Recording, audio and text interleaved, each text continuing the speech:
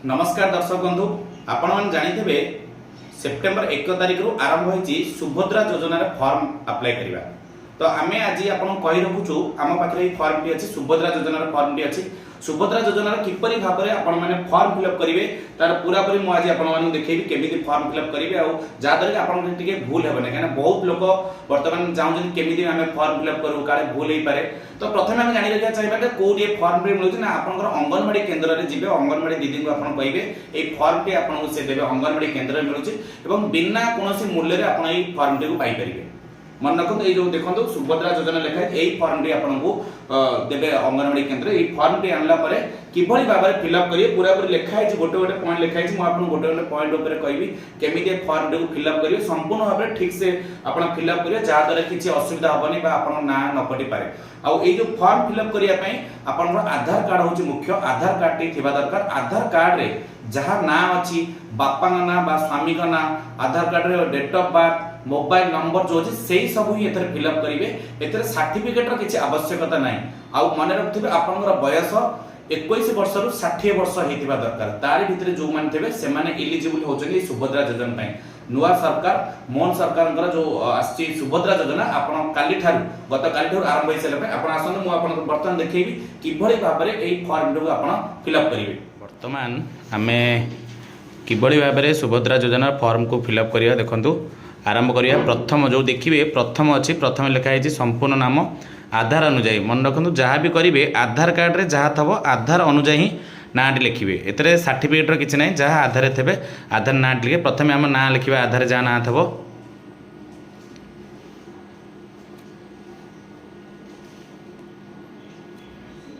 बर्तमान जो लिखा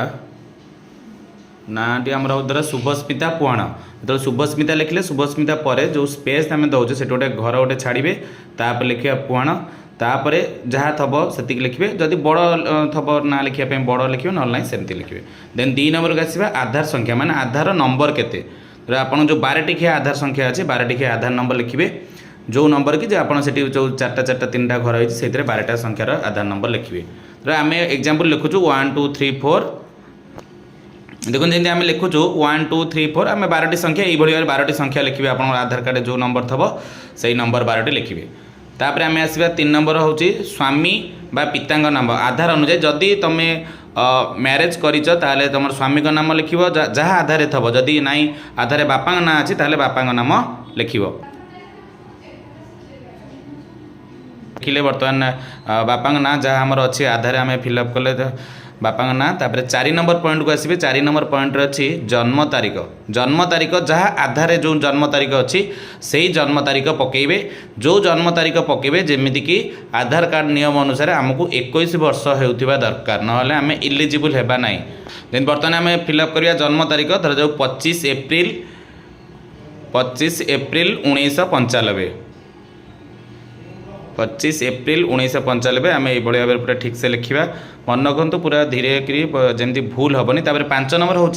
वर्ग चिन्ह मारतु खाली चिन्ह मारिबा ठीक कि भूल जोटा आमर होता जमीक कि आम जो कास्ट जो कहे साधारण अच्छी अनुसूचित जाति अच्छी अनुसूचित जनजाति तुम जो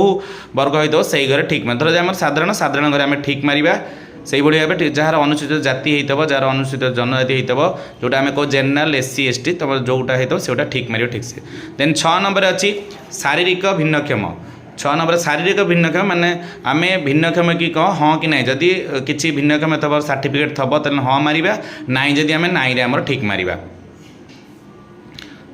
7 नंबर अच्छी 7 नंबर आधार संयुक्त मोबाइल नंबर आधार कार्ड रे जो मोबाइल एटा हूँ बहुत इंपोर्टाट एटा पॉइंट आधार कार्ड रे जो मोबाइल नंबर थब से मोबाइल नंबर टी लिखे आम मोबाइल नंबर मेंशन करूँ धर 10टी संख्यार मोबाइल नंबर लिखे आम फॉर एग्जांपल आम आपन को 1 2 3 4 लिखि दौचु जी आप 10टी मोबाइल नंबर जो आप थब से 10टी मोबाइल नंबर आप लिखे जोटा कि आधार कार्ड रे जो मोबाइल नंबर रजिस्ट्रेशन थब।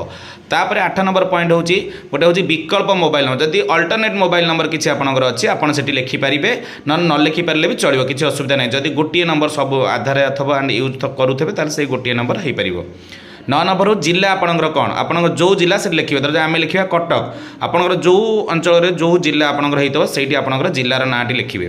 तापर 10 नंबर 11 नंबर दुईटी जो पॉइंट अच्छे ये दुईटी हूँ मेन जदि आपंकर गाँव में घर होता है ग्रामांचल 10 नंबर पॉइंट लिखिए जदि आप सहर में रोथे 11 नंबर पॉइंट लिखिए तो आम जो 10 नंबर पॉइंट लिखा 10 नंबर प्रथम हूँ ग्रामर ना लिखा आम आम भिलेज ना लिखा तो आम आम लिखुचे आम भिलेज ना हूँ नेमाल आम भिलेज ना लिखू ना लिखला डाण पटक अच्छी ग्राम पंचायत नेमाल ग्राम पंचायत हूँ नेमाल तापर ब्लॉक कौ ब्लॉक आमर जाए आमर ब्लॉक हूँ निश्चिंत कोइल यही भाव सठिक भाव में आप पूरा सठिक भाव में पूरा सुंदर भाव पूरा फॉर्म टी को फिलअप करेंगे तापर आसवा 11 नंबर पॉइंट देखिपे आम आम जो अच्छी एड्रेस लिखिले ग्राम जदि 11 नंबर आम जेहेतु आम गाँव लिखिलु कि आपको कही रखू जदि आपंकर सहर टाउन में रोथे ताले आपंकर वार्ड नंबर थब लिखिए तापर अर्बान लोकल बॉडी कोड लिखिए देन सहर नगर माने को म्युनिसिपालिटी आपंकर जाऊँगी से लिखिए जमी आम कटक भुवनेश्वर से टाइप आपंकर जो थो आप लिखिए देन 12 नंबर हूँ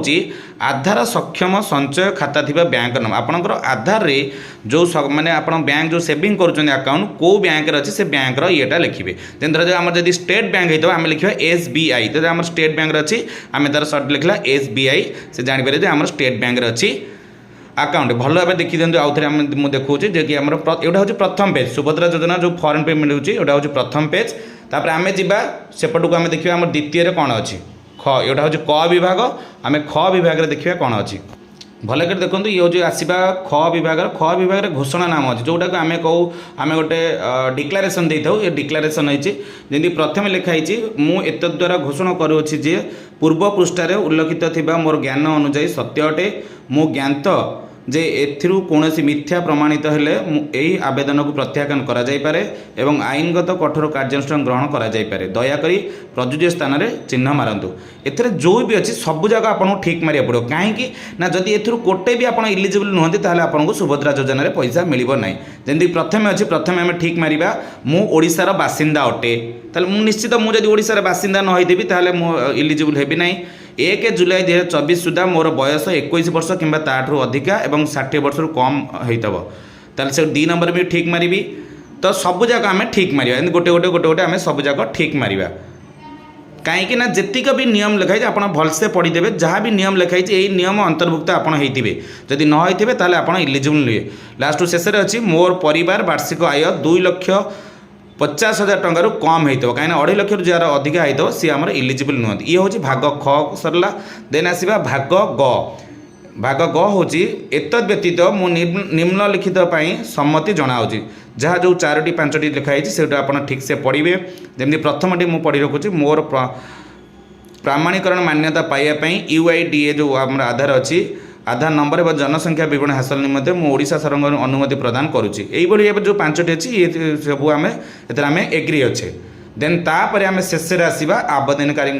दस्तखत एवं तारीख लास्ट को आपड़ कौन करेंगे ना आपंकर दस्तखत मारे एवं से तारीख मारे